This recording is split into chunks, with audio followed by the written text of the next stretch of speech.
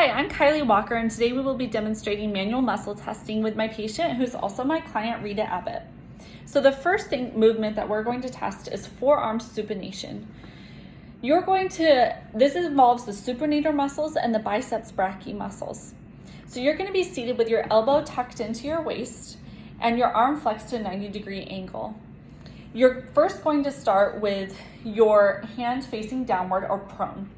I'm going to check for full range of motion by having you turn your hand. That's correct. So you have full range of motion. So now I'm going to provide resistance. I'm going to grasp the elbow and the volar surface of the wrist. That's right. And now I provided resistance and you are still able to do the movement, so I would give you a score of 5. You have full muscle strength. For forearm pronation, you're going to be in the same position with your shoulder adducted into your waist and elbow bent to 90 degrees. Now for pronation, it's just the opposite movement. So you're gonna start with your hands supine or facing up. Now I'm gonna check for range of motion. So if you can move your hand the opposite direction, prone, so turn it towards the floor.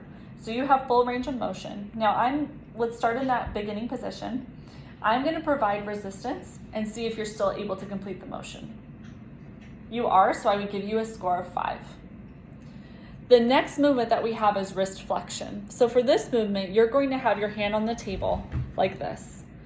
And this involves the flexor carpi or ulnaris muscle. And you're going to start with your hand in supination. And you're going to lift your hand up like this. That's right.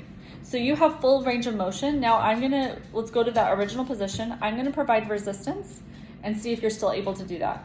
You are, so I would give you a score of 5. For wrist extension, you're going to start in the opposite position with your hand flexed. Now you're going to lift like this, and you have full range of motion. So now I'm going to provide resistance, and let's go back to that original position. I'm going to provide resistance. You're still able to complete the movement despite resistance, so I would give you a score of 5.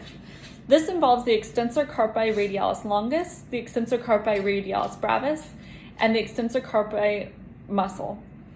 Thank you for your help today, and I enjoyed working with you.